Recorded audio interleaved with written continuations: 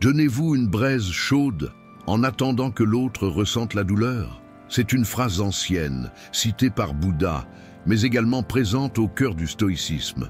Et peut-être que vous faites exactement cela, sans vous en rendre compte. Vous gardez des rancunes, revivez des discussions, alimentez des dialogues silencieux avec des personnes qui ne se souviennent même plus de ce qu'elles ont fait. Vous tenez dans vos mains un feu qui ne brûle pas l'autre, mais vous brûle vous. Et si je vous disais que vous pouvez relâcher cette braise maintenant? Imaginez un instant que votre esprit est une pièce silencieuse, mais soudain, quelqu'un entre en criant. Cette personne est une critique, une provocation, une trahison, un regard malveillant, une réponse acerbe.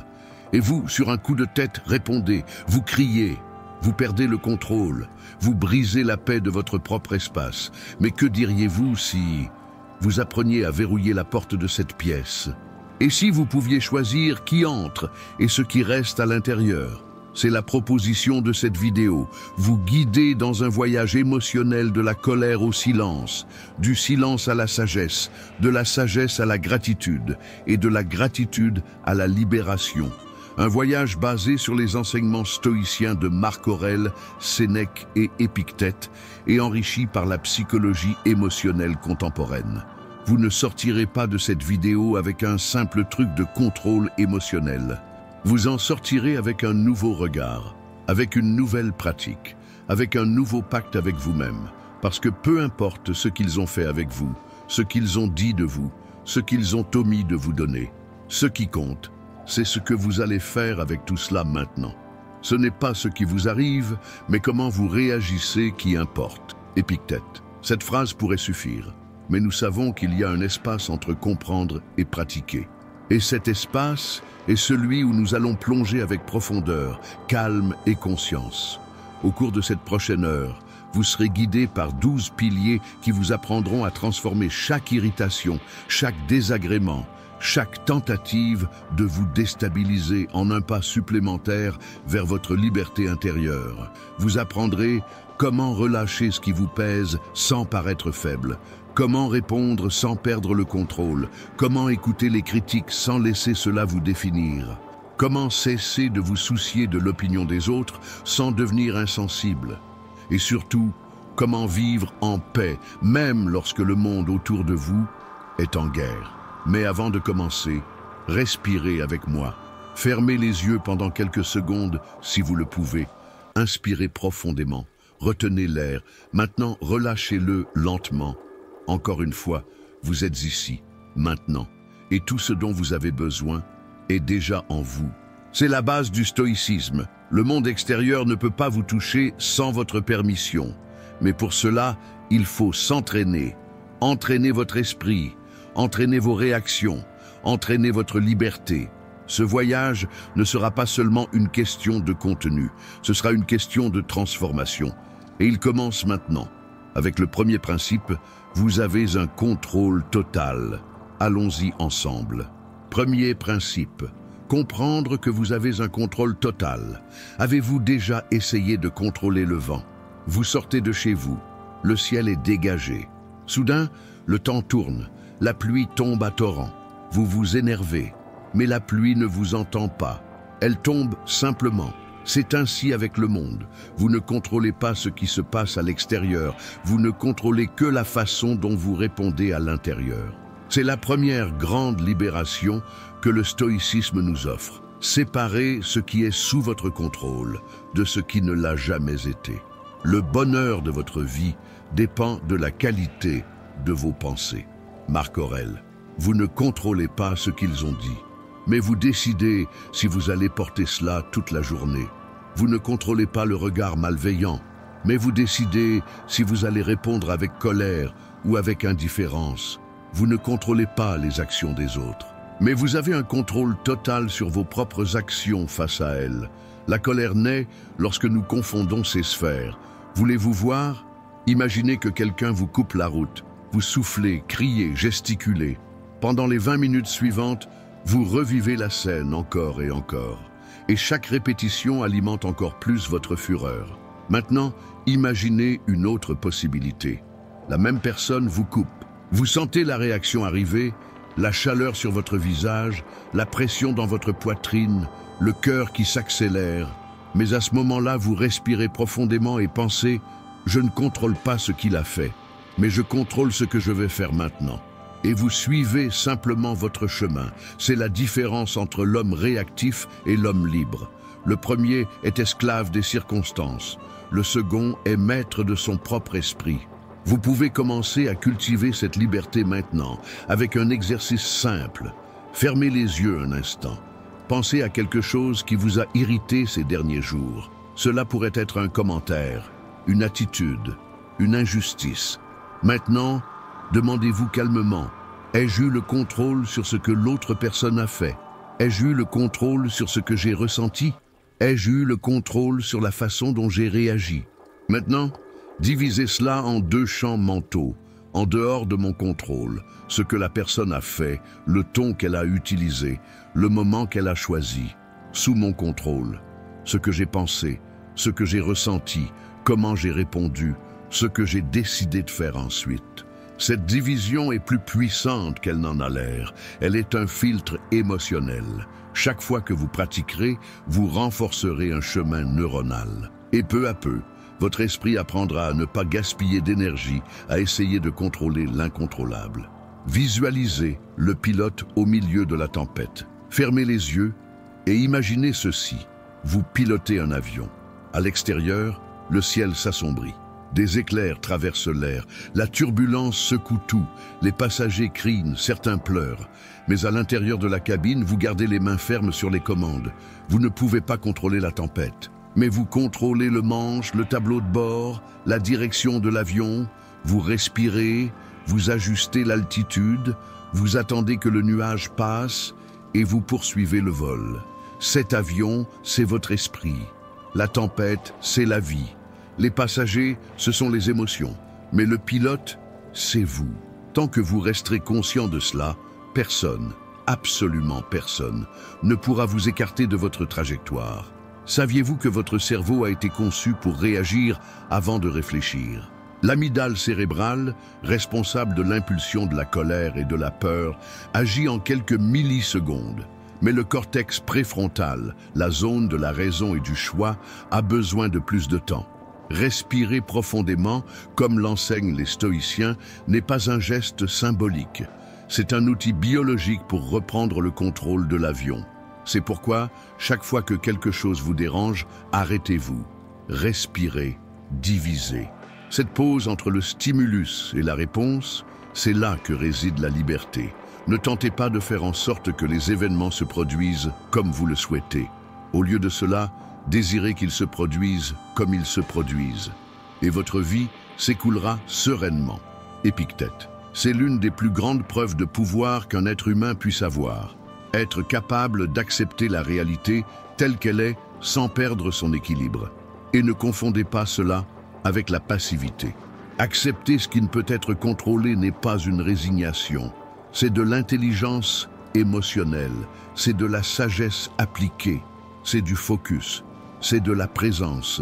Vous cessez de gaspiller de l'énergie avec le monde extérieur et commencez à diriger votre force vers ce qui compte vraiment, votre esprit, votre comportement, vos choix. Maintenant, fermez les yeux pendant quelques secondes. Asseyez-vous droit, inspirez profondément par le nez. Retenez votre souffle pendant 3 secondes. Relâchez lentement par la bouche. Encore une fois, maintenant, dites mentalement, je ne contrôle pas le monde, mais je me contrôle. Je suis le pilote. Le reste, c'est le climat. Ressentez cela, mémorisez cela. Cette pensée sera votre ancre dans les jours difficiles. Imaginez que vous vous observez comme un film. Vous voyez votre corps là, face à la provocation, à la critique, au problème. Mais votre conscience se trouve à un niveau supérieur, en train d'observer. Cette distance est un exercice stoïque appelé « se voir de l'extérieur ». Cela aide à dissoudre les impulsions. Cela rappelle que vous êtes plus que l'émotion du moment. Vous êtes l'espace entre le stimulus et la réponse. Vous êtes le pilote. Et maintenant que vous avez compris votre véritable pouvoir, le contrôle sur vous-même, nous pouvons passer à l'étape suivante. Et la prochaine étape est libératrice. apprendre à voir l'erreur de l'autre, sans répéter, apprendre à dire « je n'agirai pas ainsi » et avancer en paix, apprendre à maîtriser son propre monde intérieur, même lorsque le monde extérieur est en chaos. À partir de ce moment, vous ne serez plus otage de ce qui se passe. Vous serez la force silencieuse qui choisit, qui pense, qui décide. Continuons. Deuxième principe, je n'agirai pas ainsi. Avez-vous déjà observé un miroir lorsque quelqu'un crie devant lui? Le miroir ne crie pas en retour. Il ne fait que réfléchir, silencieux, calme, immuable. Pensez maintenant. Combien de fois avez-vous répondu à quelqu'un simplement parce que vous avez été provoqué? Combien de fois avez-vous laissé le comportement de l'autre vous transformer en quelque chose que vous n'êtes pas? Lorsque vous réagissez avec colère, vous devenez le reflet de l'agression et non de votre essence. Le véritable stoïque ne rend pas. Il observe, il comprend et ensuite, il choisit quoi faire. Il peut même ressentir la colère, mais il n'est pas guidé par elle. Il ressent, mais ne se noie pas. Lorsque quelqu'un vous fait du mal, pensez tout de suite. Il a agi selon sa propre idée du bien et du mal. Si je vois cela clairement, je ne me sentirai pas offensé. Marc Aurèle. Cette phrase a le pouvoir de démanteler 90% de nos conflits, car derrière chaque attaque se cache une ignorance émotionnelle, une vision déformée de la réalité, une douleur ancienne qui n'a pas été guérie. Un esprit confus essayant de se défendre comme il le sait. Et vous n'avez pas besoin de vous égaler à cela. Vous n'avez pas besoin de jouer à ce même jeu. Vous pouvez choisir une réponse différente. Imaginez que vous marchez dans une galerie de miroirs. Certains sont propres et brillants, d'autres sont embués. Certains sont complètement sales, rayés, voire fissurés. Vous passez devant un miroir sale et il déforme votre image. Il vous montre laid, tordu, agressif, mais vous savez, le problème ne vient pas de vous, mais du miroir. Ainsi en sont les gens. Chacun reflète sa propre vision du monde. Quand quelqu'un vous traite avec grossièreté, froideur ou mépris, cela en dit plus sur le désordre qui existe à l'intérieur de cette personne que sur vous. Alors respirez, observez et dites en silence « Je n'agirai pas ainsi ». Et cela, c'est déjà une forme de sagesse.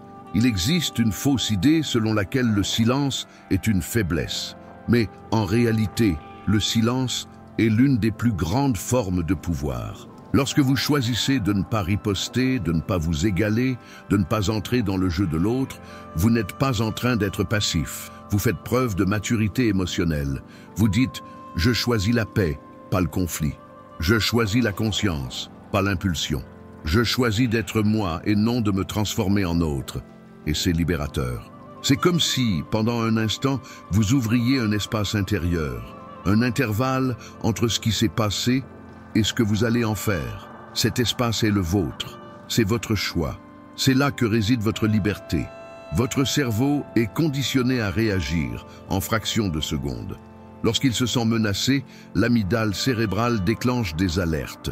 Mais ce système primitif ne fait pas la différence entre une menace physique réelle et une critique mal placée ou un regard de travers. C'est là qu'intervient le cortex préfrontal, le siège de votre raison.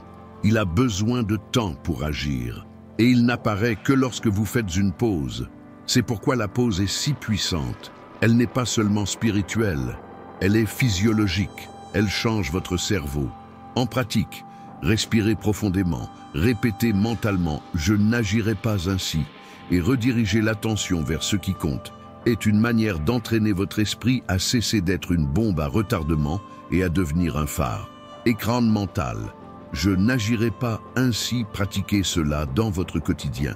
Lorsque quelqu'un fait quelque chose qui vous irriterait normalement, répétez mentalement la phrase « Je n'agirai pas ainsi », pas avec fierté, pas avec mépris, mais avec sérénité. Cette phrase est un bouclier, un rappel que vous avez la chance d'interrompre le cycle, de ne plus être un à propager le chaos, de ne pas remettre votre caractère entre les mains de la conduite de l'autre. Cette phrase active votre mémoire émotionnelle. Elle vous connecte à votre véritable identité. Elle vous sort de la réactivité et vous rend le contrôle. Les gens ne sont pas perturbés par les choses, mais par la vision qu'ils en ont. Épictète. Lorsque vous percevez une attitude comme une attaque, vous ripostez. Lorsque vous voyez la même attitude comme une erreur de perception, vous comprenez. Vous ne devenez pas complice, mais vous ne devenez pas non plus un miroir. Vous devenez une conscience en mouvement. Fermez les yeux pendant quelques instants. Inspirez profondément par le nez. Retenez le souffle. Relâchez lentement par la bouche. Maintenant, répétez mentalement. Je n'agirai pas ainsi. Ce que l'autre fait concerne lui. Ce que je fais me concerne moi. Vous êtes en train de pratiquer le domaine émotionnel le plus rare qui existe. La capacité de répondre avec conscience, là où il n'y avait auparavant que réactivité. Ce n'est pas un développement personnel superficiel, c'est un véritable muscle mental. Et plus vous vous entraînez, plus cela devient naturel.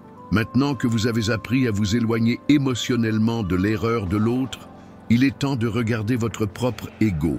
Oui, car beaucoup de nos irritations ne viennent pas seulement de ce que l'autre a fait, mais de notre propre besoin de être dans le vrai, gagner des arguments, prouver, convaincre, s'imposer, avoir le dernier mot.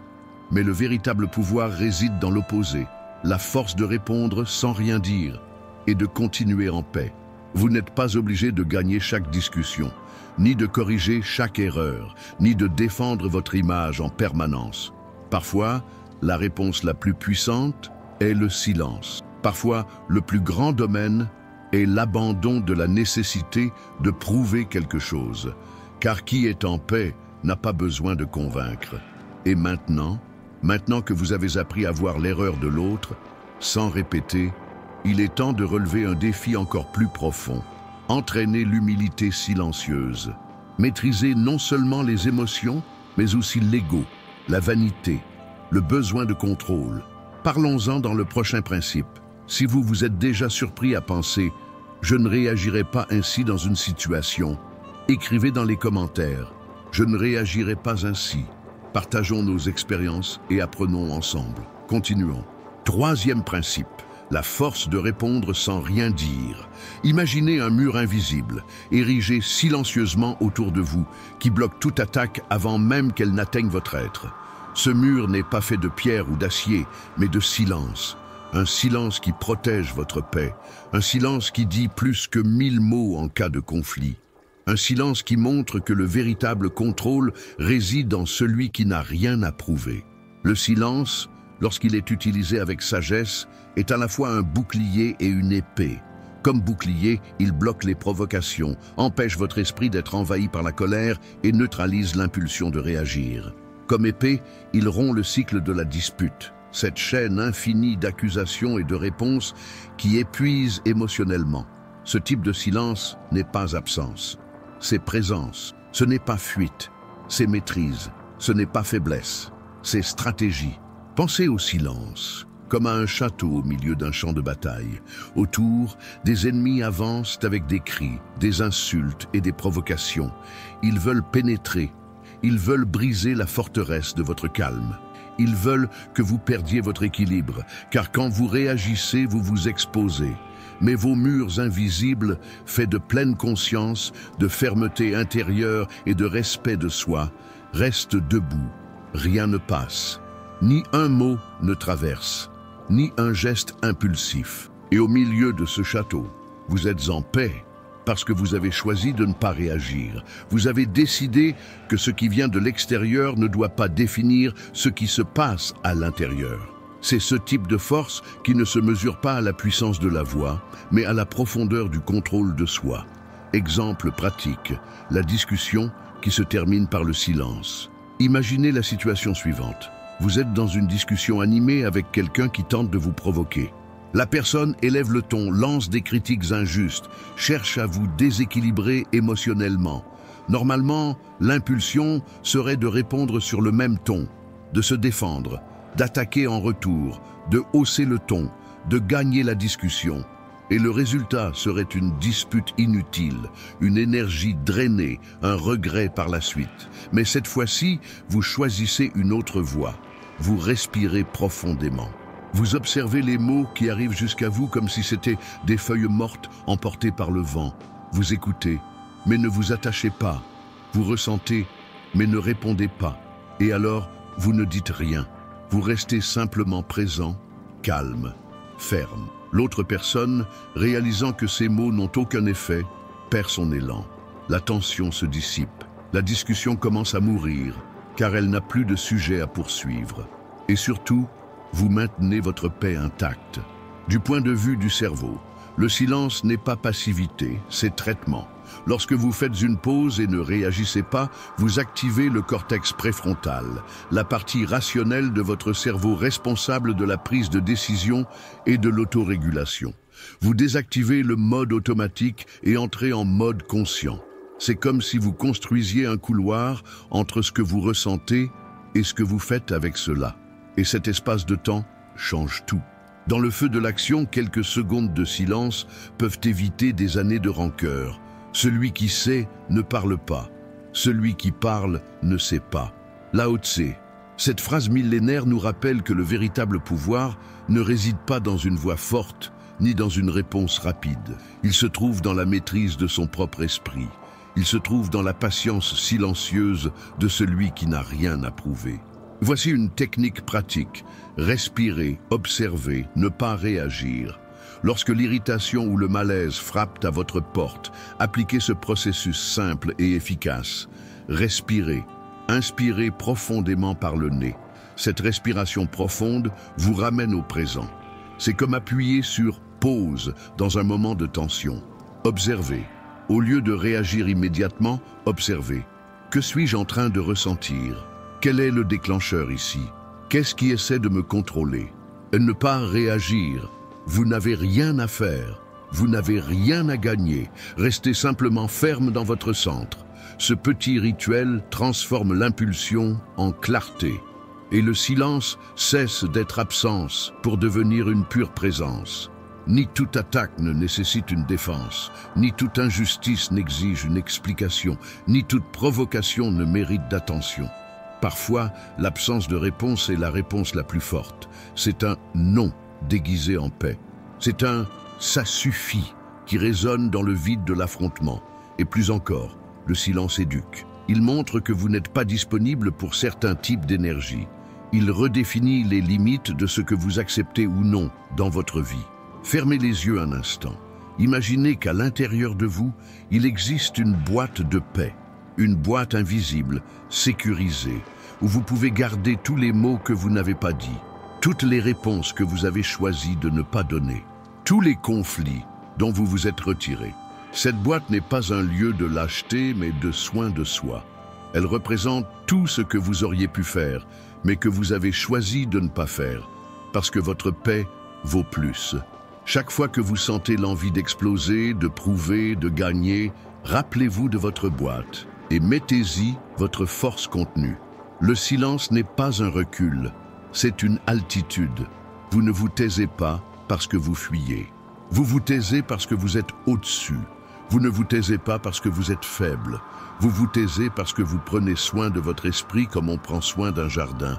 Et on ne jette pas de boue dans un jardin fleuri. Le silence est l'entraînement d'une âme forte. C'est l'art de ne pas se laisser emporter. C'est le choix d'être entier à l'intérieur, même lorsque tout est en désordre à l'extérieur. Maintenant que vous avez découvert la force du silence comme bouclier et épée, faisons un pas en avant. Apprenons à renoncer à la nécessité de prouver que nous avons toujours raison et à trouver une liberté encore plus grande, la liberté de ne pas avoir besoin de convaincre qui que ce soit. Allons-y ensemble. 4e principe, renoncez à la nécessité de montrer que vous avez toujours raison. Combien de fois vous êtes-vous retrouvé piégé dans le piège de prouver que vous aviez raison? Combien de conversations se sont transformées en débats? Combien de dialogues se sont métamorphosés en disputes silencieuses où le but n'était plus de comprendre, mais de gagner? Cette nécessité d'avoir toujours raison est, au fond, une bataille intérieure, une guerre entre l'ego et la vérité. L'ego veut avoir raison, il veut gagner, il veut contrôler l'environnement, la narration, la perception des autres, mais la vérité est simple, elle est légère, elle est humble, Elle n'a pas besoin d'être imposée, juste reconnue. Le stoïcisme nous enseigne que la véritable sagesse ne réside pas dans la victoire des débats, mais dans l'humilité de reconnaître ce que nous ne savons pas. Et, surtout, de réaliser que nous n'avons pas besoin d'avoir raison tout le temps pour être respectés, aimés ou heureux. Si vous voulez vous améliorer, soyez satisfait de paraître idiot.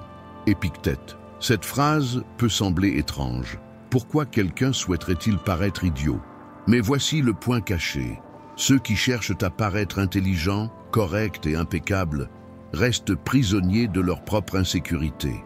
La personne qui accepte de paraître naïve de temps à autre exprime par son attitude silencieuse « Je préfère apprendre plutôt que d'avoir raison. Je préfère la paix à la raison.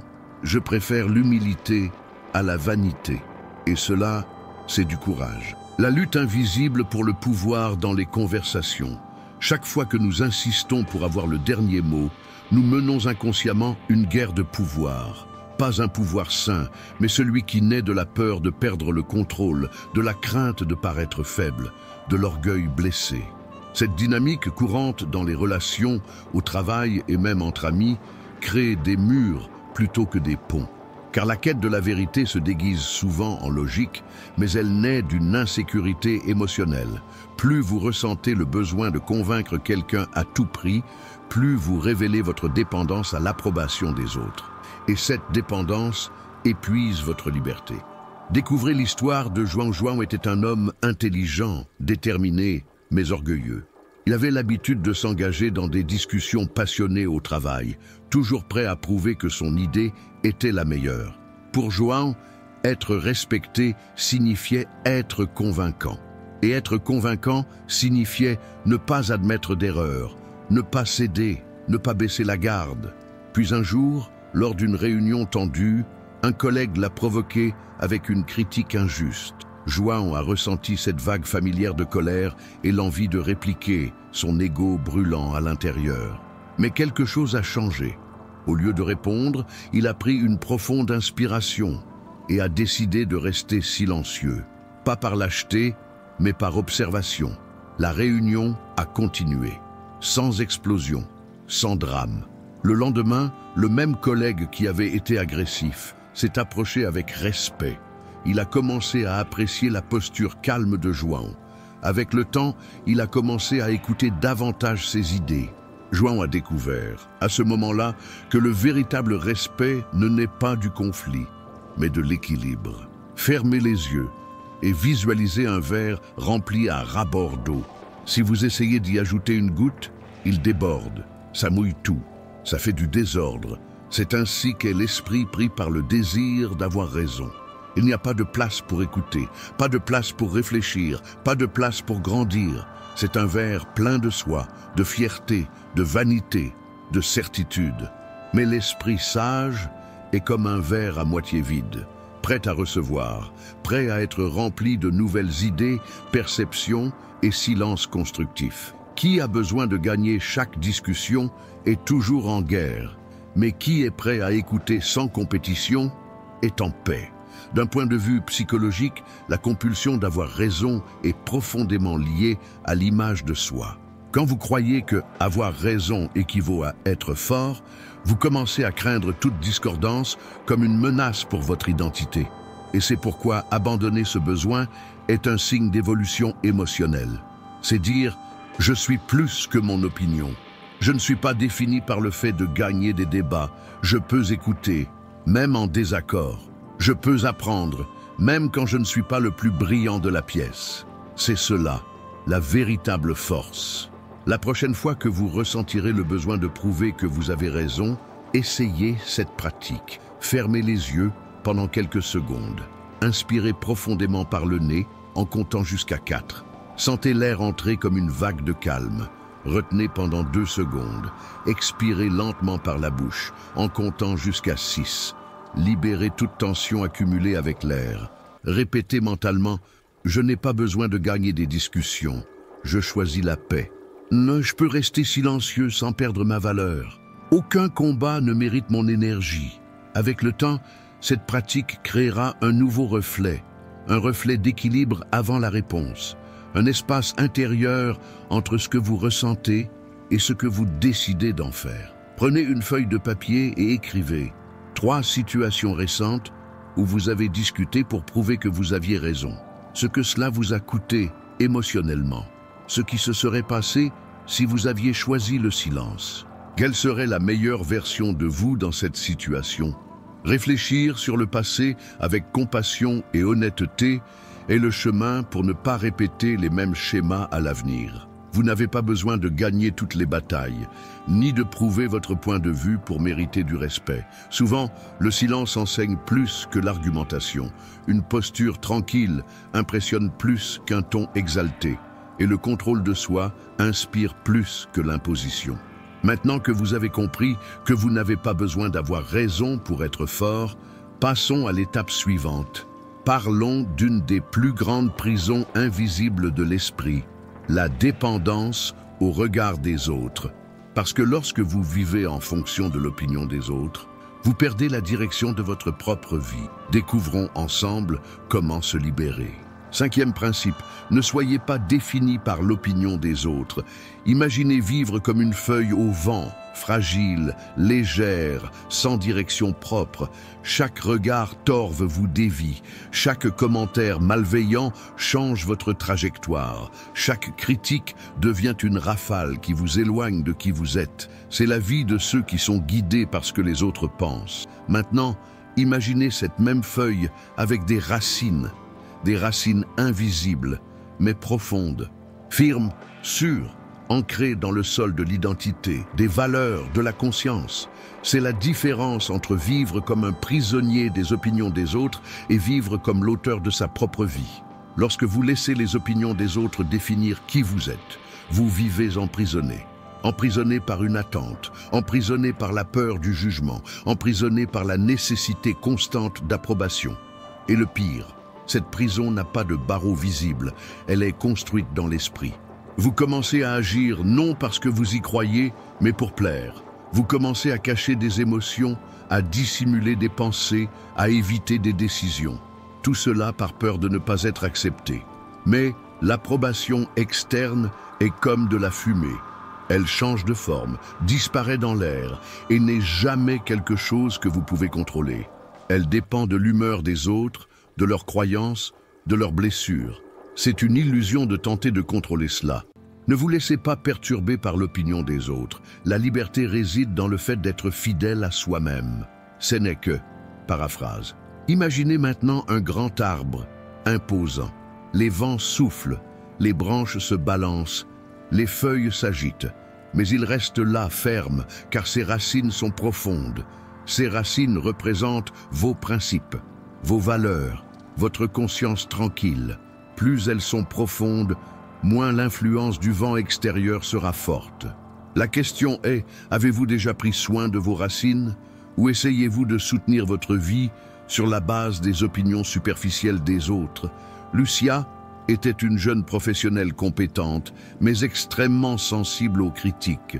Un commentaire négatif d'un collègue suffisait à la faire douter d'elle-même pendant des jours. Elle se demandait constamment « Suis-je vraiment à la hauteur ? Est-ce que je déçois quelqu'un ?» Sa pensée était constamment occupée à essayer de prévoir ce que les autres pensaient d'elle. Ce n'est que lorsque Lucia a commencé à étudier le stoïcisme que quelque chose a changé. Elle a appris que l'opinion des autres est un reflet de leur monde intérieur et non la vérité sur elle. Lucia a décidé de construire son estime de soi sur quelque chose de plus solide, ses principes. Elle a commencé à agir avec éthique, à parler avec sincérité, à choisir la vérité plutôt que l'acceptation facile. Avec le temps, quelque chose de curieux s'est produit. Les gens ont commencé à la respecter davantage, non pas parce qu'elle se pliait, mais parce qu'elle se tenait droite. Beaucoup de personnes vivent dans un piège émotionnel appelé « image de soi fabriquée ». C'est cette version idéalisée d'elle-même, créée uniquement pour impressionner les autres. Mais vivre pour impressionner, c'est vivre dans la peur. Peur d'être rejeté, peur de sembler fragile, peur de ne pas être à la hauteur. Et quand vous vivez dans la peur, vous perdez votre authenticité, vous cessez de vivre et commencez à jouer un rôle. Épictète enseignait que la seule chose qui est réellement sous notre contrôle, ce sont nos actions et nos choix. Vous ne contrôlez pas ce que les autres pensent. Vous ne contrôlez pas ce qu'ils ressentent, ni comment ils interprètent ce que vous dites ou faites. Mais vous pouvez choisir de ne pas vous laisser perturber. C'est cela, la liberté d'esprit, la liberté d'être qui vous êtes, sans mendier les applaudissements. Exercice pratique. Les 3 questions de la liberté. La prochaine fois qu'une opinion extérieure vous blessera ou vous déstabilisera, faites ce petit rituel mental. Cette opinion parle-t-elle de moi ou du monde intérieur de celui qui l'exprime? Rappelez-vous, les gens projettent leurs insécurités. Y a-t-il quelque chose de vrai que je peux en tirer sans perdre ma paix? Si oui, absorbez. Sinon, laissez passer avec sérénité. Ce que je ressens maintenant est-il de la peur du rejet ou un manque d'enracinement dans mes valeurs? La peur se combat avec la conscience. Le manque de racines se résout par la pratique. Ensuite, respirez profondément et répétez la phrase « Ma liberté est d'être fidèle à moi-même. Personne en dehors de moi ne définit ma valeur. » Fermez les yeux quelques secondes. Respirez lentement. Sentez l'air entrer par vos narines comme une douce brise. Et maintenant, imaginez vos racines. Visualisez des racines invisibles sortant de la plante de vos pieds et pénétrant profondément dans la terre, traversant des pierres, des couches de sol, allant profondément, très profondément. Ces racines sont votre conscience, votre vérité, votre intégrité. Plus elles deviennent profondes, moins vous êtes affecté par le bruit extérieur. Vous devenez immuable à l'intérieur, même face au chaos extérieur. À partir d'aujourd'hui, vous n'avez plus besoin d'être une feuille emportée par les vents. Vous pouvez être un arbre. Vous pouvez laisser les opinions passer comme des vents qui ne blessent pas, mais qui traversent simplement. Vous pouvez écouter les critiques sans les laisser définir votre identité. Vous pouvez choisir la paix intérieure plutôt que l'acceptation instable. Vous êtes libre d'être qui vous êtes et personne ne peut vous l'enlever. Maintenant que vous avez compris le pouvoir de ne pas être défini par les autres, il est temps de plonger plus profondément en vous-même. Découvrons comment guérir cette voix critique interne qui souvent est plus dure que n'importe quelle critique externe. 6e principe, détachement des opinions des autres. Parfois, nous sommes comme des feuilles sèches, accrochées à une branche fragile, secouées par le moindre vent qui souffle. Un commentaire malveillant, une critique injuste, un regard de mépris, tout semble avoir le pouvoir de nous briser de l'intérieur. Nous vivons trop attentifs à ce que les autres disent, pensent ou supposent à notre sujet. Mais arrêtez-vous et réfléchissez. Ces opinions sont-elles la vérité? Ou sont-elles simplement des reflets déformés, façonnés par les blessures, croyances et insécurités de ceux qui les émettent? La différence entre opinion et vérité. Il existe une ligne claire entre opinion et vérité, mais nous ne parvenons pas toujours à la voir dans l'intensité de l'émotion. L'opinion est un reflet, la vérité est un fondement. L'opinion change, la vérité demeure. L'opinion naît du regard extérieur, la vérité jaillit de l'intérieur. Lorsque quelqu'un dit que vous êtes inutile, faible ou inapproprié, il exprime une interprétation, pas un fait. Cette interprétation est chargée de contextes que vous ne contrôlez pas.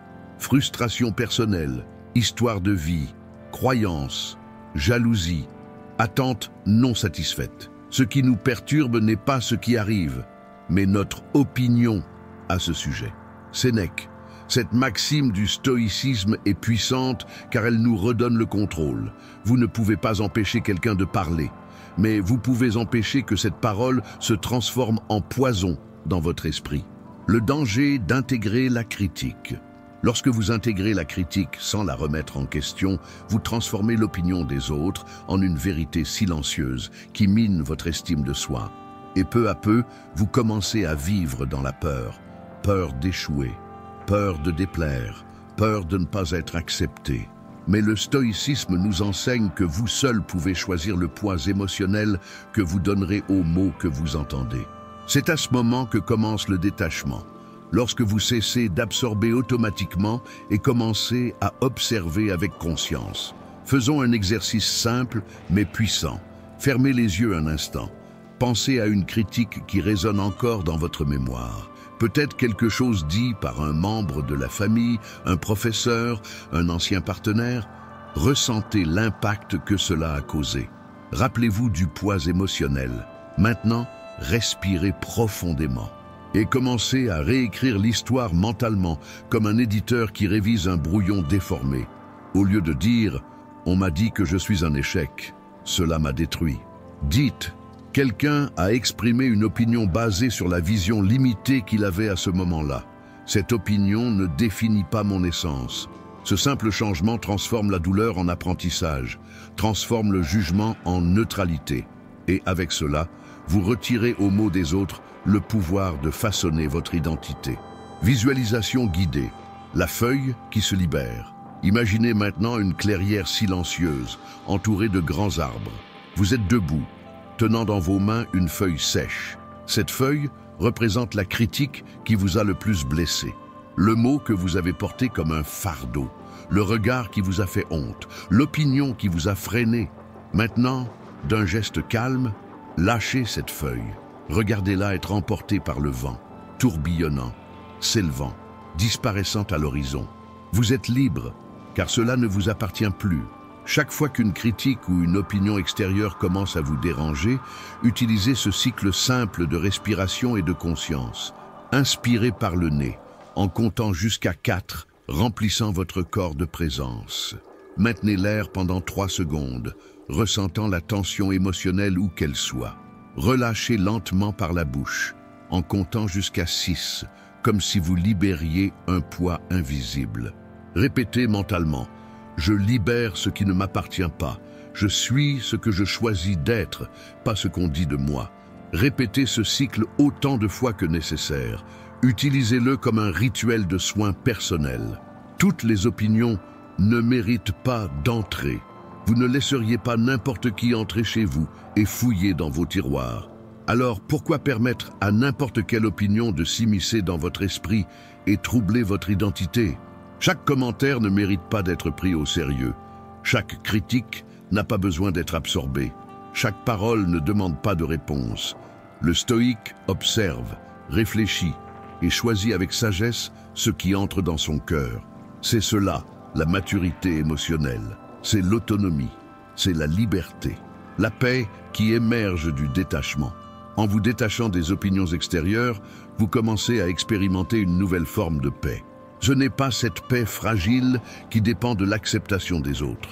C'est une paix solide, comme un roc qui résiste au temps. Vous cessez de vivre dans la peur, vous arrêtez de vous comparer. Vous ne vivez plus comme un reflet des insécurités des autres.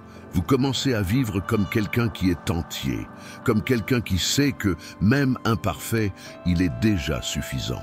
Se détacher des opinions des autres n'est pas de l'arrogance, c'est de la clarté. C'est avoir conscience que votre valeur ne dépend pas d'étiquette, mais de choix. C'est respecter votre histoire, vos limites, vos intentions. Et par-dessus tout, c'est honorer vous-même, même lorsque personne d'autre ne semble comprendre. Si vous êtes prêt à laisser tomber le poids des opinions des autres et à vivre plus léger, écrivez dans les commentaires « Libre d'être moi ». Renforçons ensemble cette liberté. 7e principe, honorez vos propres limites. Vous êtes-vous déjà surpris à dire « oui » alors qu'à l'intérieur tout criait « non » ? Avez-vous déjà ressenti cette fatigue qui ne vient pas seulement du corps, mais de l'âme ? Avez-vous déjà ignoré votre épuisement par peur de décevoir, de paraître faible ou d'être rejeté? Ce sont là des signes silencieux que vous dépassez vos propres limites. Et lorsque cela se répète, quelque chose en vous commence à s'user, non pas de manière explosive, mais comme une érosion lente et constante qui efface votre vitalité et vous prive de votre paix. Les limites ne sont pas des murs, ce sont des ponts vers l'équilibre. Beaucoup de gens pensent qu'imposer des limites est un acte égoïste, mais c'est tout le contraire. Celui qui ne fixe pas de limites s'abandonne. Honorer vos limites ne signifie pas s'éloigner des autres ou refuser de l'aide, mais reconnaître que vous êtes humain, pas une machine. Vous avez un rythme, un temps, un espace intérieur qui doit être respecté. Ne vous laissez pas emporter par tout ce que le monde exige. Apprenez à dire non pour préserver votre âme. Sénèque paraphrasé, cette phrase stoïque révèle un point essentiel. La vie moderne exige trop, et si vous n'apprenez pas à vous protéger, vous serez englouti par les exigences du monde. L'illusion que supporter tout est de la force. Nous vivons dans une culture qui idolâtre l'épuisement. Plus vous êtes occupé, plus vous êtes important. Plus vous êtes disponible, plus vous êtes précieux. Mais c'est un piège. La véritable force ne réside pas dans le fait de tout supporter, mais dans la capacité à savoir jusqu'où vous pouvez aller sans vous détruire. Et seule une personne qui se connaît, qui écoute son corps et ses émotions, peut identifier cette limite avec clarté. Imaginez votre corps et votre esprit comme une batterie de téléphone portable. Si vous l'utilisez intensément, jour après jour, sans lui laisser le temps de se recharger, que se passe-t-il ? Elle entre en mode économie, puis elle se fige, et enfin elle se décharge. Maintenant, pensez, avez-vous respecté vos signaux d'alerte ? Fatigue extrême, irritabilité, manque de concentration, douleur physique, difficulté à dormir. Tout cela sont des alertes que le corps envoie lorsque vos limites sont violées. Vous devez apprendre à lire ces signaux comme s'ils étaient des messages importants venant de votre centre intérieur. Quand dire non est un acte d'amour, dire non ne signifie pas rejeter l'autre. Cela signifie accueillir soi-même. Imaginez quelqu'un au travail vous demandant d'assumer une nouvelle responsabilité, même en sachant que vous êtes déjà surchargé. Au lieu d'accepter par peur, pratiquez une réponse ferme et bienveillante. Merci pour votre confiance, mais en ce moment, je dois respecter mes limites pour livrer un travail de qualité. Je préfère être honnête que de courir le risque d'échouer. Cette réponse ne démontre pas de faiblesse. Elle témoigne de maturité émotionnelle, d'honnêteté et de clarté intérieure. Vous vous choisissez. Vous honorez l'espace dont vous avez besoin pour être entier. Affirmation quotidienne de respect de soi. Chaque jour, au réveil ou avant de dormir, regardez-vous dans le miroir ou fermez les yeux et dites « J'honore mes limites, je mérite respect et soin. Ma paix est une priorité. » Ce simple rituel d'affirmation renforce votre mémoire émotionnelle de protection. Vous enseignez à votre système nerveux qu'il est sûr de dire non, que vous êtes digne de respect et que vous n'avez pas besoin de vous violenter pour être accepté. Les 3 types de limites que vous devez connaître. Limites physiques. Respectez votre corps, vos besoins de repos, de sommeil, d'alimentation, de mouvement. Limites émotionnelles. Se protéger des conversations abusives, des environnements toxiques, des relations où vous êtes le seul à céder. Limite mentale. Contrôlez ce que vous consommez, ce que vous pensez, le temps que vous passez à vous soucier de ce que vous ne pouvez pas contrôler. Percevez que toutes ces limites ne vous éloignent pas des bonnes personnes. Elles filtrent en réalité celles qui ne respectent pas votre santé mentale. Imaginez-vous comme une ville ancienne, entourée de murailles. Ces murailles ne servent pas à isoler le monde. Elles servent à protéger ce qu'il y a de plus précieux à l'intérieur, votre âme, votre énergie, votre santé mentale. Quand vous ouvrez les portes à tout le monde, que se passe-t-il? La ville devient un chaos. Les gens entrent et sortent, prennent ce qu'ils veulent, laissent des détritus et s'en vont. Mais lorsque vous décidez de contrôler qui entre, quand et ce qu'ils peuvent emporter, vous maintenez l'ordre. Vous préservez le sacré. Fermez les yeux un instant, respirez profondément. Imaginez-vous dans un champ ouvert où vous commencez à construire une clôture autour de vous. Non pas une clôture de prison, mais de protection. Elle est faite de conscience, de respect et d'amour-propre. Chaque piquet enfoncé dans le sol est un choix qui honore votre santé. Chaque fil de protection est un rappel que votre paix n'est pas à vendre. Sentez-vous en sécurité à l'intérieur de cette clôture. Sentez la tranquillité de ne pas avoir besoin d'être disponible tout le temps. Sentez la légèreté de pouvoir vous retirer sans culpabilité. Vous n'avez pas besoin d'expliquer vos limites.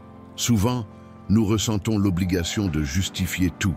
Mais la limite est comme un portail avec un code d'accès. Vous n'avez pas besoin d'expliquer comment cela fonctionne. Vous devez juste décider qui a accès. Vous n'êtes pas obligé d'accepter des invitations, de maintenir des conversations, d'écouter des conseils non sollicités, d'être présent partout. Vous avez le droit de préserver votre énergie comme une ressource précieuse et limitée. Quand vous honorez vos limites, le monde commence à vous respecter davantage. Les personnes qui vous aiment vraiment comprendront. Celles qui ne comprennent pas, peut-être ne vous ont-elles jamais vu comme quelqu'un digne de soin. Mais lorsque vous vous positionnez, le monde commence à vous voir différemment. Vous enseignez, par vos actions, combien vous vous valorisez. Et c'est une invitation silencieuse pour que les autres vous respectent également. 8e principe, trouvez de la valeur dans la critique. Avez-vous déjà reçu une critique qui vous a fait trembler intérieurement? Un commentaire inattendu, peut-être dit sans tact, qui a résonné dans votre esprit pendant des jours. La plupart des gens réagissent à cela par la colère, la honte ou la défense. Mais il existe un autre chemin, plus silencieux, plus sage et infiniment plus puissant. Utilisez la critique comme un outil de connaissance de soi et d'évolution. Vous n'avez pas besoin d'aimer être critiqué, mais vous pouvez apprendre à utiliser la critique comme un tremplin pour votre croissance.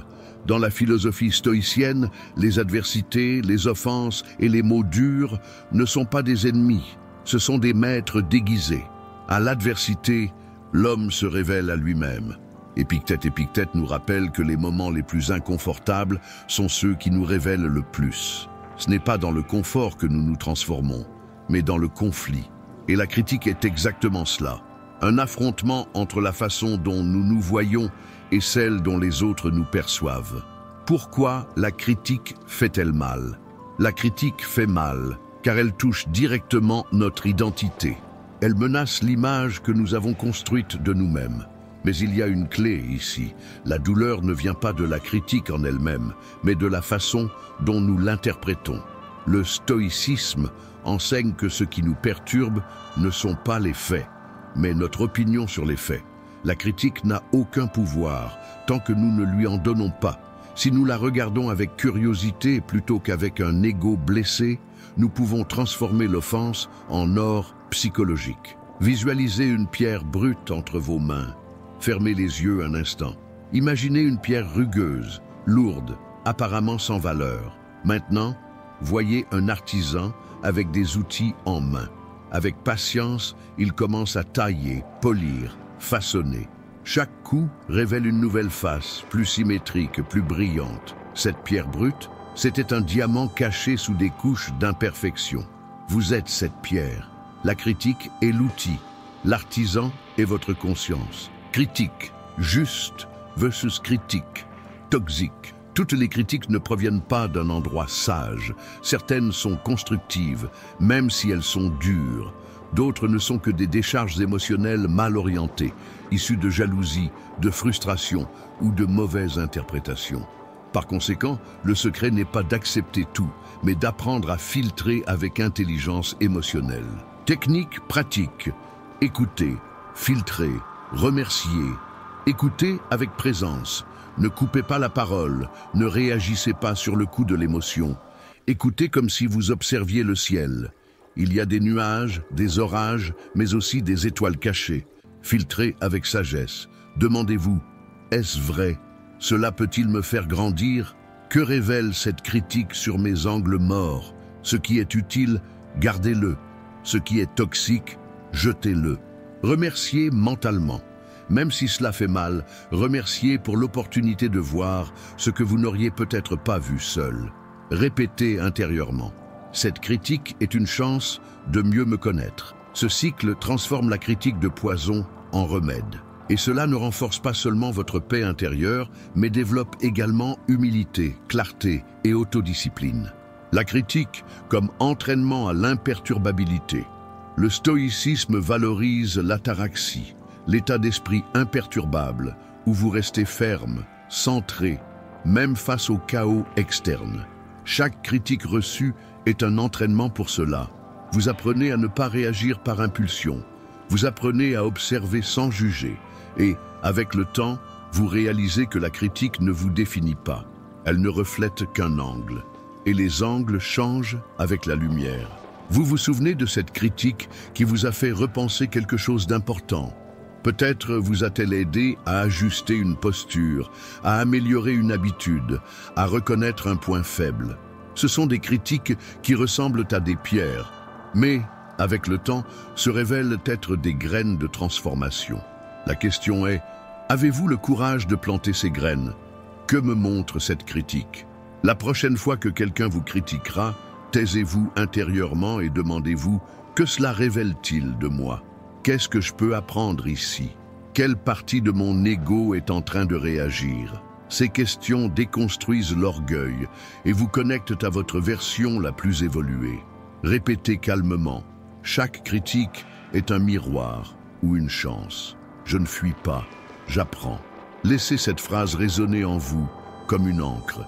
Elle vous rappellera qu'aucun mot extérieur n'a plus de pouvoir que votre paix intérieure, à moins que vous ne le permettiez. 9e principe. Transformez la colère en gratitude. La colère est comme une tempête soudaine. Elle arrive sans prévenir, secoue tout autour d'elle, et si elle n'est pas maîtrisée, peut causer des dégâts irréversibles dans les relations, les décisions et en nous-mêmes. Mais le stoïcisme enseigne que les émotions intenses ne doivent pas être combattues avec violence, mais transformées avec conscience. Oui, il est possible de convertir la colère en gratitude. Et cette transformation est l'une des plus grandes conquêtes émotionnelles qu'un être humain puisse atteindre. Comprendre la colère comme signe, non comme condamnation. La colère surgit généralement lorsque nos attentes ne sont pas satisfaites ou lorsque nous avons le sentiment d'avoir été blessés, trahis ou frustrés. C'est une réponse émotionnelle qui nous alerte. Et quelque chose ne va pas ici. Mais le problème commence lorsque nous laissons cet avertissement devenir une prison. Nous nous accrochons aux sentiments, ruminéons la douleur, alimentons l'indignation. Et plus nous alimentons la colère, plus elle grandit jusqu'à nous dominer complètement. L'âme devient ce qu'elle cultive. Marc Aurèle. Si nous cultivons la colère, nous devenons amers. Mais si nous choisissons de cultiver la gratitude, nous créons une fertilité émotionnelle pour la paix intérieure. La colère comme énergie, mal dirigée. Pensez à la colère comme une force. Elle porte de l'énergie, du mouvement, de l'élan. Imaginez maintenant que cette énergie soit redirigée de manière consciente. La même force qui pourrait exploser en cris ou en ressentiment peut être utilisée pour la connaissance de soi, la reconstruction et la croissance. C'est comme une rivière tumultueuse qui, avec les bonnes rives, devient une énergie hydraulique utile, sans détruire ce qui l'entoure. Analogie, le feu et la lumière de la gratitude. La colère est comme un feu. Si elle est incontrôlée, elle brûle tout autour, y compris vous-même. Mais si elle est canalisée, ce même feu chauffe, éclaire, cuit la nourriture, protège du froid. Transformer la colère en gratitude, c'est prendre ce feu intérieur et le façonner avec un but. C'est regarder la douleur et demander « Que cela vient-il me montrer ? Qu'est-ce que je peux apprendre de cette personne ou situation ? Est-ce que cette blessure me pousse à voir quelque chose en moi qui a encore besoin de guérison ?» De la colère à la gratitude. La prochaine fois que vous sentirez la colère monter comme une vague, suivez ce guide étape par étape. Posez et respirez. Avant de réagir, inspirez profondément par le nez en comptant jusqu'à 4. Gardez l'air pendant 2 secondes. Expirez lentement par la bouche en comptant jusqu'à 6. Identifiez ce que vous ressentez. Dites mentalement « En ce moment, je suis en colère à cause de A ». Demandez-vous « Que cela révèle-t-il de moi ? Que puis-je faire avec ce sentiment de manière constructive ?» Trouvez 3 raisons de gratitude. Même au milieu du chaos, dressez mentalement la liste de 3 choses pour lesquelles vous êtes reconnaissant. Cela peut être quelque chose de simple. L'air que vous respirez, un ami loyal, la chance de réessayer. Au lieu de penser « cela m'a blessé », dites « cela m'a appris quelque chose que j'avais besoin de voir ». Avec le temps, cet exercice devient un réflexe automatique. La colère se transforme en un signal d'apprentissage et non en une sentence de souffrance. Asseyez-vous en silence, fermez les yeux et suivez cette séquence. Inspirez en comptant jusqu'à 4. Retenez votre souffle pendant 2 secondes. Expirez en comptant jusqu'à 6. Répétez cela 3 fois. Pendant que vous respirez, répétez mentalement « Je lâche la colère, je choisis la gratitude ». Ressentez le changement s'opérer dans votre corps. La tension s'en va, l'esprit ralentit. Vous retrouvez votre centre. Marcus Aurelius est le pouvoir de la question. Lorsque vous vous sentez irrité, demandez-vous, est-ce vraiment si important? Marcus Aurelius. Cette simple question est un portail vers la libération émotionnelle. Beaucoup de choses qui nous mettent en colère aujourd'hui, demain sembleront petites, sans importance. La colère est urgente, mais presque jamais importante. La gratitude est silencieuse, mais toujours essentielle. La pratique quotidienne de la transmutation. Avant de dormir, réfléchissez. À quel moment de ma journée ai-je ressenti de la colère? Que cette colère essayait-elle de m'apprendre? Suis-je capable de remercier cette expérience, même si elle a fait mal? Cette pratique transforme des souvenirs lourds en jalons de sagesse. Vous créez un dossier interne de surmonte, où chaque colère vaincue devient un échelon vers votre liberté émotionnelle. La colère veut la vengeance. La gratitude apporte la compréhension. Je choisis de transformer pour ne pas porter. Dans le prochain principe, nous allons explorer l'art de laisser aller, une pratique libératrice qui nous permet de relâcher ce que nous ne pouvons pas contrôler et de faire de la place pour ce qui compte vraiment. 10e principe, maîtriser l'art de laisser aller et abandonner. Laisser aller n'est pas un geste de faiblesse, mais un acte d'immense force intérieure. C'est le choix conscient de relâcher ce qui pèse, ce qui étouffe, ce qui emprisonne, même s'il y a encore un attachement émotionnel. Dans la philosophie stoïcienne, la paix ne vient pas du contrôle sur tout, mais de la claire distinction entre ce qui est à notre portée et ce qui est au-delà de celle-ci. Épictète nous enseigne que la vraie liberté naît lorsque nous acceptons que certaines choses ne sont tout simplement pas en nos mains. Souvent, nous maintenons des pensées, des culpabilités, des blessures, des relations ou des attentes, comme si elles faisaient partie intégrante de notre identité. Mais en réalité, ce sont de vieux poids, des bagages émotionnels qui occupent trop d'espace dans notre esprit et drainent notre énergie. Lorsque vous lâchez prise, vous ne perdez rien. Vous ouvrez de l'espace pour que le nouveau entre. Sagesse stoïcienne adaptée. L'attachement est comme tenir une épine. Plus vous serrez, plus cela fait mal. Lâcher prise n'efface pas le passé, mais permet qu'il ne gouverne plus votre présent. Imaginez que vous tenez quelque chose de très fort dans votre main. Cela peut être une pierre, un objet ou même un souvenir. Votre main commence à faire mal. Les doigts se tendent. Le bras se fatigue. Maintenant, ouvrez votre main. Lâchez. La douleur diminue. La tension s'en va. Vous n'avez rien perdu. Vous avez gagné du soulagement. Ainsi fonctionne l'art de laisser aller. C'est échanger l'illusion de contrôle contre un état de liberté intérieure. Que laisser aller? La colère pour quelque chose qui est déjà passé. La tentative de changer quelqu'un qui ne veut pas changer. L'attente que tout soit comme vous l'avez imaginé. La culpabilité de ne pas être parfait. La peur de décevoir les autres. Lâcher ces ancres n'est pas ignorer la réalité, mais accepter que le passé ne peut pas être changé et que l'avenir ne peut pas être contrôlé. Ce ne sont pas les choses en elles-mêmes qui nous perturbent, mais les opinions que nous avons à leur sujet. Libérez-vous des opinions et vous serez libre. Épictète. Épictète nous rappelle que la majeure partie de notre souffrance vient non des faits, mais des histoires que nous créons à propos des faits. Changer de pensée est plus puissant que d'essayer de changer le monde par la force. Fermez les yeux, respirez profondément. Visualisez-vous tenant un ballon attaché à une corde.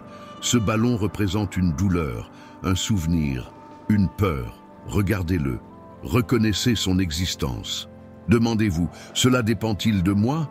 Si la réponse est non, lâchez la corde. Observez le ballon s'élever lentement, devenir plus petit dans le ciel jusqu'à disparaître. Répétez mentalement, je laisse aller ce que je ne peux pas contrôler. Je choisis la légèreté, je choisis la paix. Si cela ne dépend pas de vous, ne le portez pas. Si cela fait mal depuis longtemps, c'est un signe qu'il doit être libéré. Si le contrôle vous consomme, le détachement vous guérira. Si cela entrave votre paix, cela ne vaut pas le prix.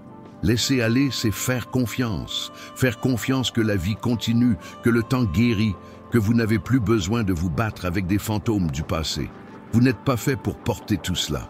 Il y a un pouvoir à abandonner, le pouvoir de marcher léger, de respirer profondément, de vivre le présent sans les chaînes invisibles de l'attachement. Respirez, lâchez, faites confiance.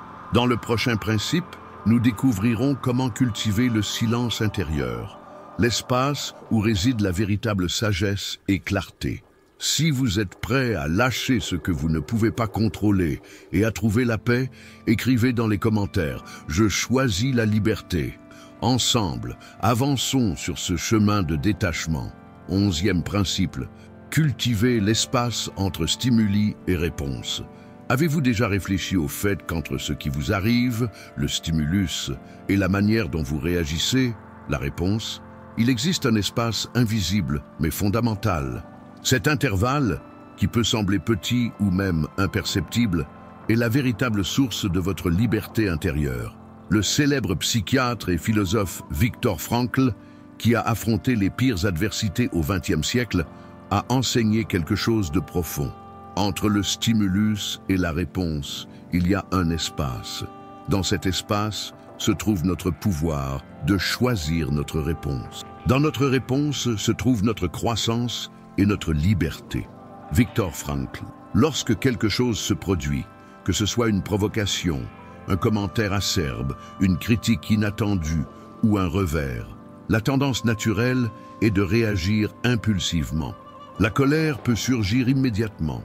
La peur, l'anxiété ou la tristesse peuvent également apparaître comme des réflexes automatiques. Mais que se passerait-il si vous pouviez faire une pause à ce moment-là? Ne pas réagir immédiatement, mais créer un espace entre le stimulus et la réponse. Cet intervalle est un portail de transformation. Imaginez qu'à l'intérieur de vous, il existe une porte qui sépare l'événement externe de votre réaction interne. Cette porte ne s'ouvre pas à toutes les réponses automatiques, elle est gardée par un sage gardien, votre conscience, votre pouvoir de décision. Lorsque le stimulus arrive, le gardien n'agit pas par impulsion. Il observe, évalue, respire et ne choisit alors que la réponse la plus sage et équilibrée. Cet intervalle peut être entraîné par des pratiques simples, mais puissantes, respiration consciente. Lorsque vous ressentez l'impact d'une émotion forte, inspirez profondément en comptant jusqu'à 5, permettant à votre corps et à votre esprit de ralentir. Observation de l'émotion. Au lieu d'être dominé par elle, observez la sensation qui surgit. Où se situe-t-elle dans le corps? Quelle est son intensité, sa couleur? Réévaluation du stimulus. Demandez-vous, cela mérite-t-il ma réaction immédiate? Quelle est la meilleure façon d'agir maintenant? En cultivant cette habitude, vous renforcerez votre cerveau pour agir de manière plus consciente et moins impulsive, créant une sorte de muscle émotionnel qui protège votre paix intérieure. La prochaine fois que vous vous sentirez provoqué ou dérangé, pratiquez la séquence suivante. Inspirez lentement par le nez en comptant jusqu'à 5. Retenez votre respiration un bref instant en laissant la calme envahir votre corps. Expirez lentement par la bouche, libérant ainsi la tension. Observez l'émotion qui surgit sans jugement. Décidez de quelle sera votre réponse. Une réponse qui préserve votre tranquillité et votre sagesse. Répétez cet exercice autant de fois que nécessaire jusqu'à ce que l'émotion perde de sa force. Fermez les yeux et imaginez le portail à l'intérieur de vous. Lorsqu'un stimulus arrive, le gardien observe. Il ne se précipite pas, ne se laisse pas dominer par la tempête intérieure. Il choisit la réponse qui apporte équilibre, qui protège votre sérénité. Vous ressentez cet espace grandissant en vous, une liberté silencieuse, un pouvoir que personne ne peut vous enlever. La différence entre réaction et réponse. La réaction est un réflexe, une réponse automatique qui nous mène souvent à des regrets, des conflits et un épuisement émotionnel. La réponse, en revanche, est une action consciente, guidée par la raison, l'autocontrôle et la sagesse. Cultiver l'espace entre le stimulus et la réponse, c'est développer la capacité de répondre à la vie, et non simplement de réagir à elle. Réduction du stress et de l'anxiété causées par des impulsions émotionnelles. Amélioration des relations personnelles, avec une communication plus équilibrée et empathique. renforcement de l'autocontrôle, essentiel pour la santé mentale et émotionnelle, augmentation de la sensation de liberté et de paix intérieure, car vous cessez d'être esclave des émotions. Cette petite pause, cet espace invisible, est l'un des plus grands secrets de la sagesse stoïque et de la psychologie émotionnelle moderne. Cultiver cet espace n'est pas facile. Cela exige pratique, patience et autocompassion. Mais c'est transformateur. Cela transforme la colère en calme, l'impulsivité en sagesse, la confusion en clarté. En maîtrisant cet art, vous êtes sur le chemin pour ne plus jamais être dominé par les émotions externes, conquérant ainsi la véritable liberté intérieure. Principe du 12. La liberté émotionnelle est de ne plus avoir besoin de réagir. Vous êtes arrivé jusqu'ici. Après ce voyage profond, votre regard a changé. Vous n'êtes plus cette personne qui se laisse dominer par le premier impulsion, par l'émotion incontrôlée. Maintenant, vous êtes l'observateur. Vous observez les émotions surgir, comprenez leur fonctionnement et, surtout, choisissez de les laisser passer. C'est l'essence de la véritable liberté émotionnelle. Dans la vie quotidienne, nous sommes constamment provoqués par des mots durs, des attitudes irritantes, des imprévus qui mettent notre patience à l'épreuve. Notre réaction naturelle est souvent la colère, la frustration, l'irritation immédiate, des réponses automatiques qui nous éloignent de l'équilibre. Mais si le véritable pouvoir résidait justement dans le contraire, dans le pouvoir de ne pas réagir, choisir de rester calme même lorsque le monde autour semble chaotique. Comme le dit un proverbe, l'homme véritablement libre est celui qui peut choisir de ne pas s'irriter. Auteur inconnu. Cet choix n'est pas un signe de faiblesse, au contraire. C'est la force suprême de l'autonomie émotionnelle, de l'intelligence émotionnelle en action. Visualisez un ruisseau qui suit son cours. Imaginez un ruisseau serein et patient s'écoulant le long de son lit naturel. Parfois, des pierres, des branches et d'autres obstacles se présentent sur son chemin, comme les défis, les critiques et les provocations du quotidien. Le ruisseau ne réagit pas avec révolte ou irritation. Il contourne simplement, trouve un autre chemin et continue son cours, maintenant sa tranquillité et sa constance. Ainsi doit être votre esprit et votre cœur. Qu'est-ce que vous gagnez à ne pas réagir? Lorsque vous cessez de réagir impulsivement, vous ouvrez l'espace pour plus de clarté mentale. Votre esprit est libre de penser, de réfléchir et d'agir avec sagesse. Une paix intérieure profonde, un état où les tempêtes extérieures n'affectent pas votre équilibre. Des relations plus saines et équilibrées, car vous répondez avec empathie et calme, et non avec impulsivité. Moins de stress et d'anxiété, car le feu émotionnel qui alimente ces maux s'éteint avec la non-réaction. Vous concréez une nouvelle qualité de vie, où le contrôle n'est pas entre les mains des circonstances externes, mais à l'intérieur de vous. Vous avez gagné au moment où vous avez choisi de ne pas réagir. C'est votre victoire. Cette liberté émotionnelle n'est pas réservée à quelques-uns. Elle est accessible à tous ceux qui décident d'emprunter ce chemin d'autoconnaissance, de discipline et de pratique constante. Si ce message a résonné en vous, si vous sentez que vous commencez ou continuez ce voyage vers la liberté émotionnelle, faites quelque chose de simple. Laissez un commentaire ci-dessous en disant « Sur le chemin ». Partagez vos expériences, vos défis, vos avancées. Grandissons ensemble en renforçant notre communauté de personnes qui cherchent à vivre avec plus de sérénité et de sagesse. Merci d'avoir suivi ce voyage avec nous. Souvenez-vous, la liberté émotionnelle est le plus grand cadeau que nous puissions nous offrir. Vous avez déjà les outils, la philosophie et la pratique nécessaires. Maintenant, la décision et le chemin vous appartiennent. Que ce choix vous apporte paix et lumière chaque jour de votre vie.